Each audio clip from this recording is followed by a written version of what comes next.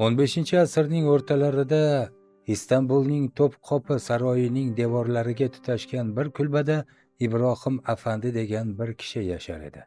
U juda kambag'al bo'lib, takka, ya'ni do'ppi tikib sotib kun ko'rardi. O'zi faqir bo'lsa ham ko'ngli boy, taqvoli mo'min odam bo'lib, doimo qalbida bir ezgu istak tashir edi. To'pqopidan Qapali Chorsiga qatnar ekan, u yerlardagi masjidlarga havas qilar, koshki men ham bir masjid qurdirsam deya orzu qilardi. Bu orzusining ro'yobi uchun tinmay Allohga duo qilardi. Do'stlari ba'zan uning bu orzusidan kulishar, o'zing kundalik noningni bazo'r topib turgan bo'lsang, masjid qurishga yo'l bo'lsin deyishardi. Ibrohim afandi esa ularga parvo qilmas, duolarda davom etaverardi. Orzular bir kun ushalar, daryolar bir kun tutashar derdi. Bir kuni tushida nuroniy pir kabi bir zotni ko'radi. U zot tushida: Ibrohim, sening rizqing Bag'doddagi 2 salqim uzumda, borib ol rizqingni dedi. Ibrohim hayajon bilan uyg'ondi. Xayrdir inshaalloh dedi. Ibrohim afandi sodiq tushlarga ishonar, ammo tushga ko'ra amal qilinmasligini ham yaxshi bilardi. Ikkinchi kuni ham ayni tushni ochiq ravshan ko'rdi. Qiziq-ku, bu yerda nimadir bor. Borsammikin Bag'dodga deya o'ylandi, lekin bir qarorga kela olmadi. Uchinchi kun ham ayni shu tushni ko'rgandan so'ng har holda menga yo'l ko'rindi dedi. Xaltasiga ozig'ini solib hech kimga hech narsa demasdan Allohga tavakkal qilib yo'lga otlandi. Bag'dodga ketayotgan karvonlardan biriga qo'shildi. Eson-omon Bag'dodga yetib borib, bir xonadonning yaqinidagi salqin joyga o'tirdi. Xaltasidan quruq nonni chiqarib yeya boshladi. O'sha xonadonning bir xodimi bu faqir odamni ko'rib unga rahmi keldi. Ichkaridan 2 bosh uzum olib chiqib ikrom qildi. Ibrohim uzumni yeb, xodimga tashakkur aytib uni duo qildi. Darhol o'rnidan turib qaytishga hozirlandi. Xodim uning harakatidan hayron. Nima bo'ldi bobo? Darrov qo'zg'aldingiz dedi. Istanbulga qaytishim kerak. Shuncha yo'l yurib bu yerga keldingiz, endi darrov qaytmoqchisiz. Maqsadingiz nima edi? So'radi boyagi xodim. Ibrohim afandi Bag'dodga kelish sababini aytib, ko'rgan tushini gapirib berdi. U odam menga rizqing 2 salqim uzumda dedi. Men ham keldim, mana 2 salqim uzumni yedim, endi qaytaman. Buni eshitgan xodim, siz g'alati odam ekansiz-ku. Bir tushni deb Istanbuldan to Bag'dodgacha keldingizmi? Men bir necha yildan beri bir xil tush ko'raman. Bir odam tushimda Istanbulning To'pqopi degan joyida do'ppichi Ibrohim afandi degan odam bor. Uning o'chog'ining tagida 2 xum oltin ko'milgan dedi. Men buni bir necha yildan beri ko'rsam ham tushga ko'ra amal qilinmasligini bilaman. 2 xum oltin uchun Istanbulga borishni xayolimga ham keltirmadim. Siz esa 2 bosh uzumni 3 martagina ko'rib, shuncha yo'l bosib kelganingizga hayronman deb qahqah otib kulibdi. Ibrohim afandi o'z tushining ma'nosini anglab bo'lgan edi. Xodim bilan gapni cho'zmasdan xayrlashdi. Borgan karvoni bilan orqaga qaytdi. Istanbulga yetib kelib, aytilgan joydan aynan aytilgan oltinlarni qazib oldi. Bir qismini faqirlarga tarqatdi. Bag'doddagi xodimning haqini ham unutmadi. Qolgan qismiga To'pqopida hozir ham Takkachi Ibrohim afandi jomei nomida qad ko'tarib turgan masjidni qurdirdi. Alloh uchun himmatni keng qilaveraylik. O'z kissasidagiga emas, Allohning xazinasiga ishongan haqiqiy boydir. Zero uning xazinasining cheki yo'qdir. Nasib qilsa kelar Shom va Iroqdan, nasib etmasa ketar Qosh va Qaboqdan. E'tiboringiz uchun rahmat. Xulosa esa o'zimizdan azizlar.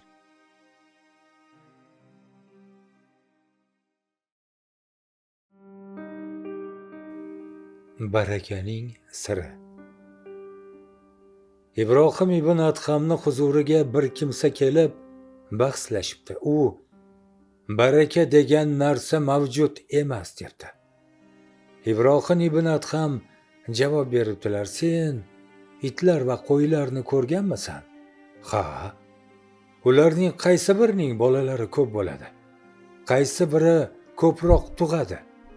Itlar 7 ta yoki 8 ta, qo'ylar esa 3 tagacha bolalaydi. Atrofingga nazar solgin, qaysi biri ko'proq? Menimcha, qo'ylar ko'p bo'lsa kerak. Axir qo'ylarni go'shti uchun ko'plab so'yiladi-ku. Ularning soni kamayib ketishi kerak emasmi? Ha, mana shuni baraka deyishadi. Nima uchun bunday bo'ladi? Nimaga qo'ylarda baraka bor, itlarda esa yo'q? Ibrohim ibn Adham: chunki qo'ylar tunning avvalgi qismida uxlab, tong otguniga qadar uyg'onadilar va Allohning rahmati yog'iladigan vaqtda bedor bo'lganlari uchun ularga baraka tushadi. Itlar esa tuni bilan vovullab yuradi, u yoqdan bu yoqqa yuguradi, tong otar vaqtida esa uyquga yotadi. Rahmat yog'iladigan vaqtni g'aflatda o'tkazgani bois ularga baraka tushmaydi deb javob beribdilar. Xulosa esa o'zimizdan azizlar.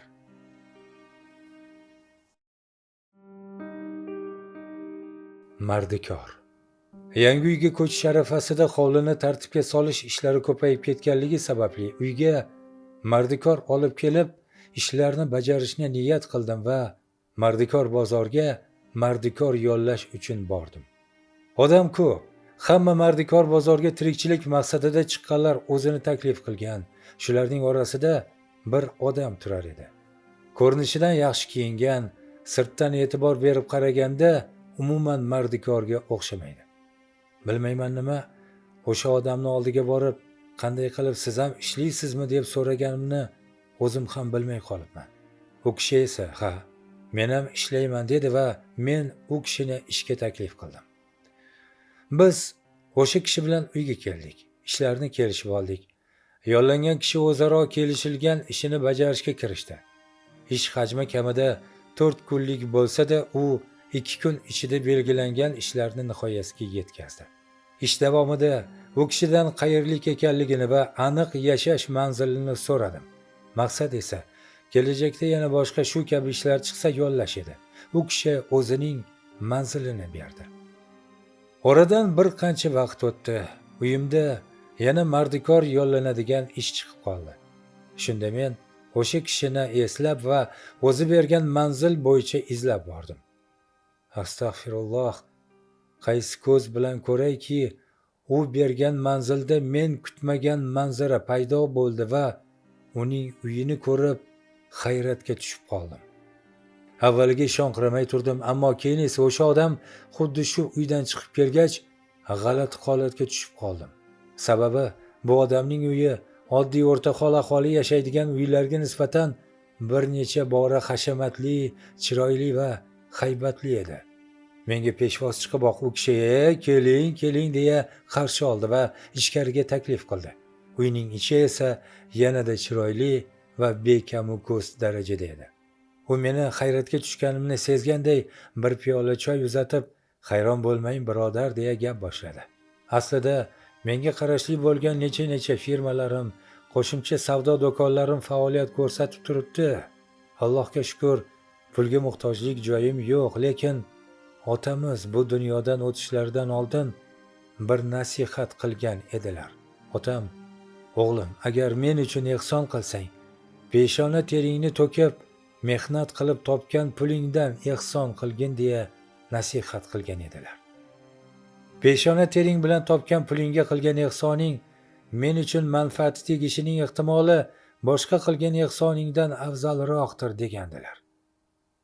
Buni tinglab o'tirib, nima deyishga tilim lol bo'ldi. Faqatgina yuzaga chiqqani keyinchalik subhanalloh, alhamdulillah, Allohu akbar, tasbih va istig'for kalimalari bo'ldi. E'tiboringiz uchun rahmat. Xulosa esa o'zimizdan azizlar.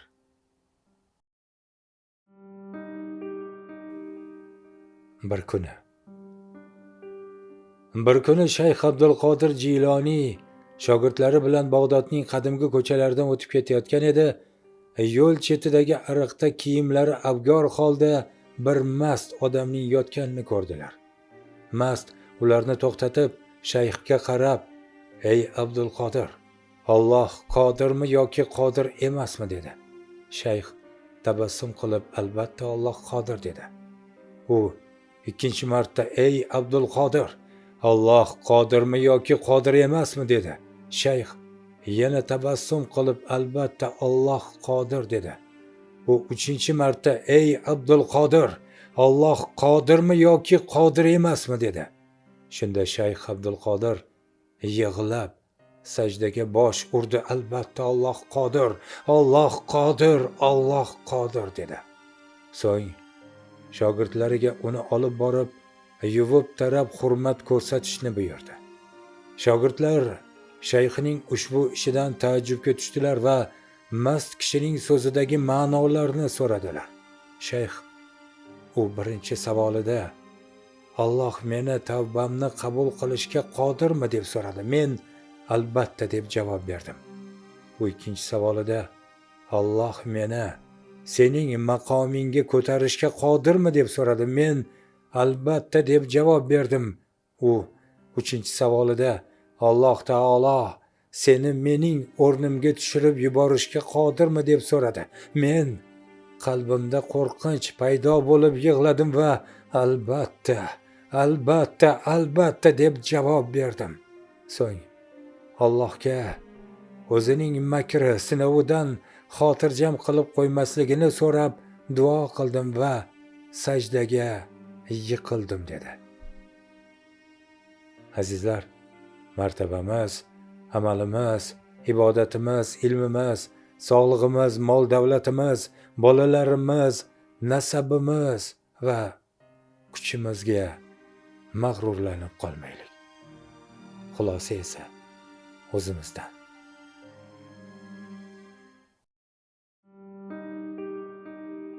Arzonga sotmang. Bir kuni shoh vaziri bilan sayrga chiqqan ekan, bir keksa cholga ro'baro kelib qolibdi. Podshoh qariya bilan salom alikdan keyin suhbat boshlabdi. "Ikkitaning ahvoli qanday?" "Uchta bo'lishdi." "Kuchlining ahvoli qanday?" "Zaiflashib qoldi." "Uzoqning ahvoli qanday?" "Yaqin bo'lib qoldi." Arzonga sotmang. Aytib qo'ymang. Vazir bu gaplarning birortasiga ham tushunmay hayron bo'libdi. Podshoh shu yerda suhbatni tugatib yo'lda davom etibdi. U shaharni aylanib bo'lib qasrga kirib ketgach, vazir shosha-pisha cholni oldiga yugurdi. Podshoh bilan bo'lgan gapning ma'nosini bilish uchun choldan birma-bir so'radi. Lekin chol vazirning savoliga javob berish evaziga pul talab qilibdi. Vazir unga 1000 dirham bergach, chol javob beribdi. "Podshoh aytgan ikkita, bu 2 oyog'im. 3ta bo'ldi deganim, yoniga aso ham qo'shildi deganim." Ikkinchi savolga javob berish evaziga chol yana 2 barobar haq to'lashni talab qilibdi. Vazir cholga 2000 dirham beribdi. "Kuchli degani quloq edi. Eshitish zaiflashib qoldi" dedim. Uchinchi savolga javob berish uchun chol yana 2 barobar pul talab qildi. Noiloj vazir 4000 dirham beribdi. "Uzoq degani 2 ko'zim. Hozir yaqinni zo'rg'a ko'ryapti" dedim. Vazir 4-savolga javob so'raganda chol javob berishdan bosh tortibdi va agar bor pulining hammasini bersa, shundagina aytishi mumkinligini aytibdi. Vazir noiloj bor mablag'ini hammasini cholga beribdi. Chol "Arzon sotmagin degani podshoh seni mendan ushbu ma'lumotlarni so'rab kelishingni bilar edi. Shunda bu ma'lumotlarni arzonga sotmagin degan edi. Mana qimmatga sotdim" deb javob beribdi. Xulosa esa o'zimizdan azizlar.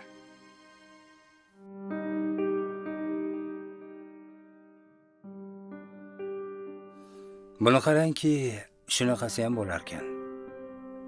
Karomat ayaning 2 nafar o'g'li bor. Kattasi Sodiq, ikkinchisi Ortiq. Ularni yedirdi, ichirdi, hech kimdan kam qilmay katta qildi. Umrning tez o'tishini qarangki, bolalar ko'z ochib yumguncha katta yigitlar bo'lishdi. Ikkisi ham baquvvat, esli hushli bo'lib voyaga yetdi. Kasb hunar egasi bo'lishgach, ularni uylantirish payiga tushgan ota-ona quvonchdan ichiga sig'mas edi. Ko'p o'tmasdan Erkatoy nabiralarning suyukli bobo buvisiga aylanishdi. 2 o'g'ilning farzandlari ham hash-pash deguncha ulg'aydi. Uyda Karomat ayaning aytgani aytgan, degani degan edi. Bir kuni gapdan gap chiqib, aka-uka o'rtasida kelishmovchilik yuzaga keldi. Aka, siz noto'g'ri tushunmang-u, jiyaningiz ham ulg'ayib katta bo'lib qoldi. Erta-indin uylanadigan yoshga yetdi. Kelin kelgandan keyin uy biroz kichiklik qilmasmikan? Kamiga sizni keliningiz ham shu yerda bo'lsa, bu gaplardan jahli chiqqan Sodiq ukasiga o'shqirdi. Ha, uka? Hali biz uyga sig'may qoldikmi? Buncha bag'ring tor bo'lmasa, shuncha payt yashab kelganmiz-u. Alamdan xo'rsingancha eshikni qattiq yopib chiqib ketdi. Kechki dasturxon atrofida endi Sodiq gap boshladi. Dada, oyi, hayxotday hovliga ukajonim sig'may qopti. Shuning uchun hovlini teng 2ga bo'lsalaringiz, Erkatoy o'g'lingiz yoniga uy solib, o'zi xohlaganicha kengaytirib olarmidi? Xo'sh, nima deysizlar? Ona hayratdan qotib qoldi. Ortiq o'rnidan turib qo'lini paxsa qilgancha, bu uy meniki aka. Odat bo'yicha uy kichik farzandga qoladi. Demak, akam boshqa joydan uy olib chiqib ketish kerak.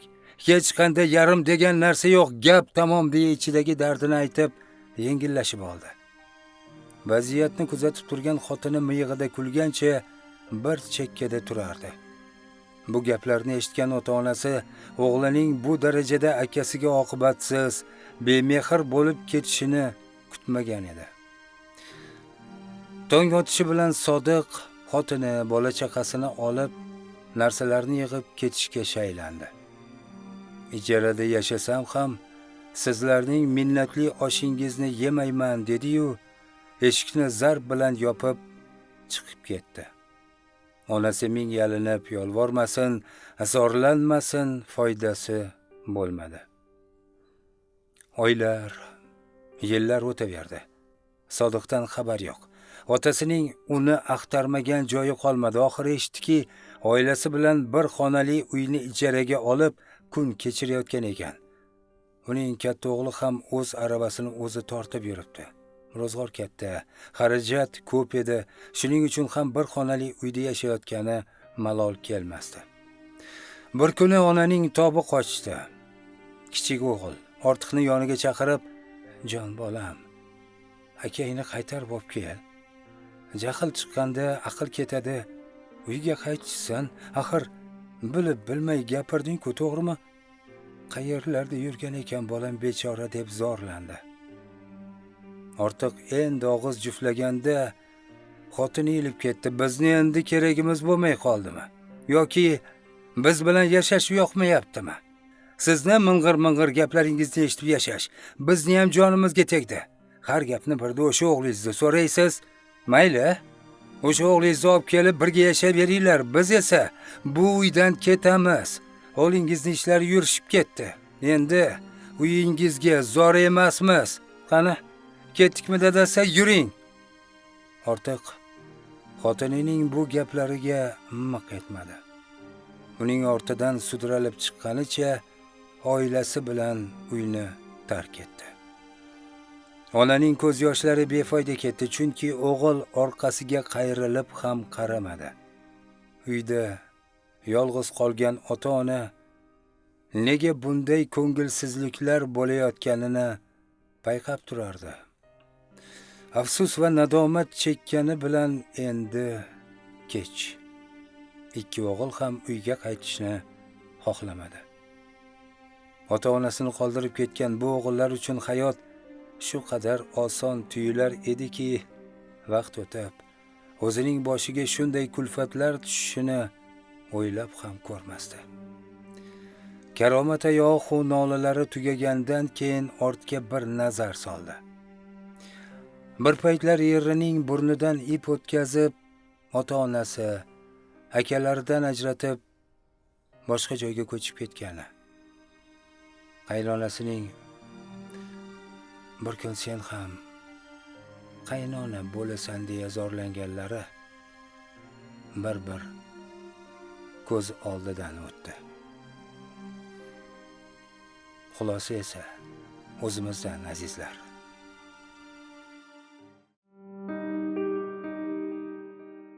Rashkka juda ham kuchli savdogar bo'lgan ekan. Bir kuni u bir go'zal qizga uylanibdi. Har kun savdo ishlari bilan bozorga ketar chog'ida hovli darvozasini qulflab, xotinini qamab ketarkan. Tabiiyki bu narsa xotiniga yoqmas va har kun eridan unga ishonishini o'tinib so'rar, lekin baribir uyda o'tirib ham ishonchini qozona olmabdi.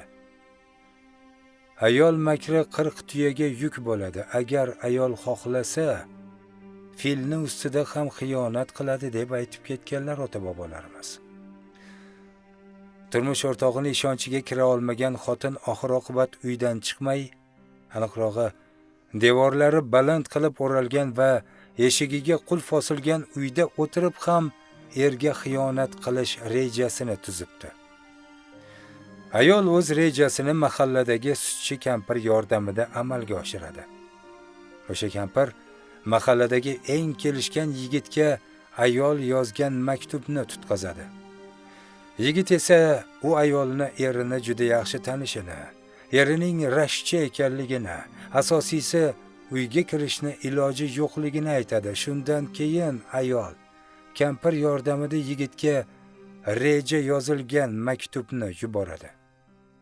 Unga ko'ra, yigit avval rashkchi savdogarni oldiga borishi, unga safarga ketayotganini va bir sandiqni unga omonat tashlab ketishini aytishi lozim edi. Buni qarangki, savdogar rozi bo'ldi va ichida yigit kirib olgan sandiqni uyiga olib kirib, darvozani qulflab, yana bozorga ketdi. Mana endi nima bo'lishini tasavvur qilavering. Sandiq ichiga yigitni kiritib, uni qulflagan kampir ayolga kalit olib kelib doim suhbatlashadigan eshik tirqishidan berdi. Ket tushgandan keyin uyga qaytdi. Xotin undan bu sandiq qayerdan kelib qolganini so'radi. Javobni eshitgach eriga, o'zingiz hech kimga, hatto menga, turmush o'rtog'ingizga ishonmaysiz. Nega begona buyumlarni uyimizga olib kirasiz deb so'radi. Keyin esa erini sandiq qulfini buzishga majbur qildi. Avvaliga shirin xayollar bilan yotgan yigit sandiq qulfini umuman kutmagan odam ochganligini ko'rib, karaxt ahvolga tushib qoldi. Uni ko'rgan savdogarni esa ko'zi qonga to'ldi. Qo'lidagi bolta bilan endi chopmoqchi bo'lgan edi, oraga xotini aralashdi. To'xtang. Buni hammasini men o'zim uyushtirdim. Bu yigitda aybi yo'q. U meni rejamni qurboni bo'ldi. Gap shundaki, sizga men qancha ko'p yalindim. Allohdan qo'rqishimni va xiyonat degan so'z men uchun begona ekanligini qanchalik sizga uqtirmay, baribir ishonchsizlikda davom etdingiz va darvozani qulflab ketardingiz. Mana endi o'zingiz o'ylang. Sizni sandiqni ochishga majburlamaganimda, sandiqni esa siz yo'qligingizda mana bu kalit bilan o'zim ochsam, nima bo'lar edi? Savdogar hammasini tushundi. Turmush o'rtog'iga nisbatan ishonch tuyg'usi uyg'ondi va unga yanada ko'p mehr qo'ydi. Ularning muhabbatlari yanada mustahkamlandi. Keyin esa savdogar ayolini qanchalik suygani sari uni yanada qizg'onib, rashk ham ortaverdi. Lekin unga ishongani uchun keyinchalik darvozaga qulf solmaydigan odat chiqardi. Xulosa esa o'zimizdan, azizlar.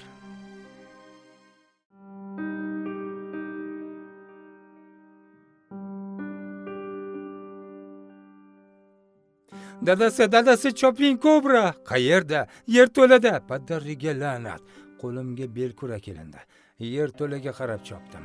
Yorug'dan qorong'uga birdan moslasha olmagan ko'zlarim hech narsani ko'rmay qoldi. Panarni opke, xotinim Xitoy chiroqni olib keldi. Ko'rdingmi o'zi kobrani? Kobrani o'zini ko'rsam meni sog' ko'rarmidingiz? Ovozini eshitdim, to'rda vishilyapti. Qani ko'rsatchi. Xotinim Xitoy chiroqning yorug'ini yerto'laning to'riga qaratdi. Qulog'imda tagida turib pishillama, kobrani emas, seni pishillaganingni eshityapman. Xotinim nafas olmay turdi. Yerto'laning to'ridan kobraning ovozi endi aniq tiniq eshitildi. Qo'limni qo'y, nimaga yelkamda changallaysan? Qo'rqib ketyapman dadasi, hamsoyalarni chaqiraymi? Oriyatim qo'zidi. Xotinimga botirligimni ko'rsatib qo'ygim keldi. O'chir ovozingni. Bittadir, ikkitadir palag'daroq chiqdi ovozim. Shunga endi hamsoyalarni ham bezovta qilasanmi o'zim? Belkurakni ikki qo'llab urishga shay tutib oldinga yana 2 qadam qo'ydim. Kobraning ovozi endi balandroq eshitildi. Tizzam qaltiradi, ammo orqamda turgan xotinimga buni sezdirmaslik uchun bir tomoq qirib olib, yana 2 qadam qo'ydim. Shu payt oyog'imdan bir nima sirpanib o'tganday bo'ldi. Voy enajon, buni men aytdimmi? Xotinim aytdi, menda ahamiyat yo'q, ammo zarb bilan urib oyog'imda o'rmalagan ilonni 2ga bo'lib tashladim. Pastga qaratchi panaringni o'ldirdim shekilli. Xotinim Xitoy chiroqni oyog'imga qaratdi-yu kulib yubordi. Nimaga kulasan, ukag'ardi bolasi? O'ldiribsiz. Boplab o'ldiribsiz. Xotinim yengashib, men o'ldirgan kobrani shoshgandan oyog'imga yilib chiqqan shippagimning bog'lanmagan, men belkurak bilan chopgan tasmasini olib qo'limga tutdi. Rustam sapojnikka ish qilibsiz. Xiringlama. Qayerdan bilaman, oyog'imga kobra o'ralganday bo'ldi-da. Kobraning ovozi yanada balandroq eshitildi. Hozirgina kulib turgan xotinim yerto'la eshigiga qarab otildi. Qayoqqa qochasan? Panarni tut. Xotinim yelkamni changalladi. O'zim ham bir seskandim. Kobraning ovozi xuddi yonginamdan chiqqanday bo'ldi. Ovozi eshitiladi-yu, o'zi ko'rinmaydi. Ovozing o'chkurdi. Ehtiyot bo'ling dadasi. O'zi ham nima topsang yerto'laga tashibsan-da. Beshigim shu yerda. Eski ko'rpa yostig'im. Peshonam muzday sovuq va silliq narsaga tegdi-yu, a'zoyi badanim muzlab ketdi. Padariga la'nat. Kobra yerto'la shiftiga osilib olgan ekanda. Voy enajon, endi buni aniq men aytdim. Tok urgandek orqamga ag'darildim. Xotinimning ovozi uzoq-uzoqlardan elas eshitildi. Nima bo'ldi dadasi, chaqdimi?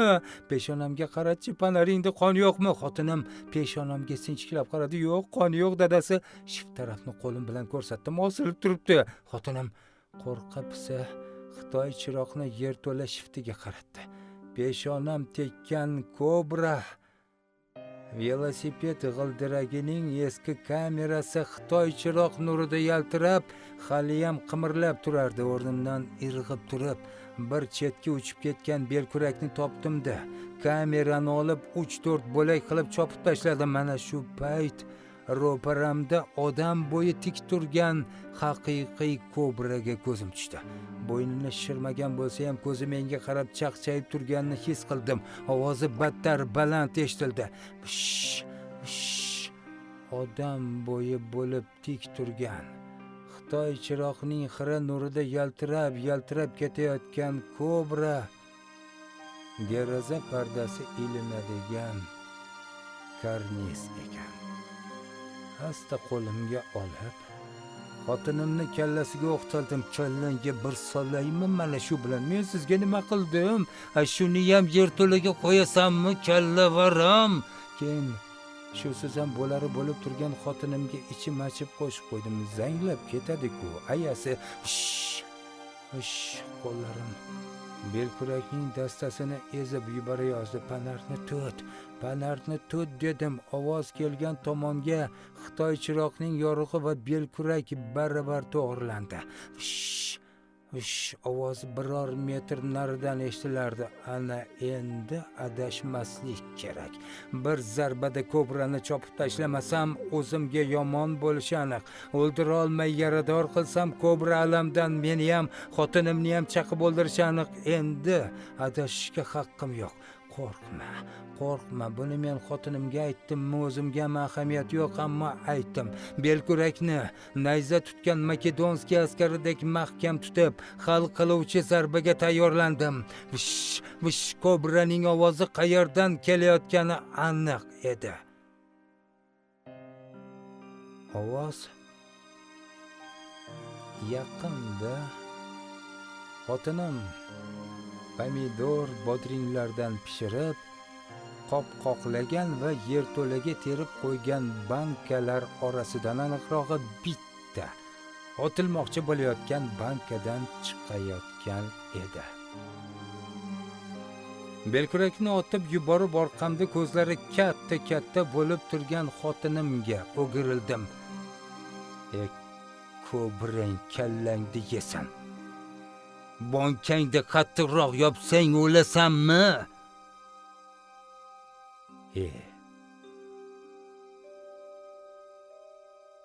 E'tiboringiz uchun rahmat. Xulosa esa o'zimizdan azizlar.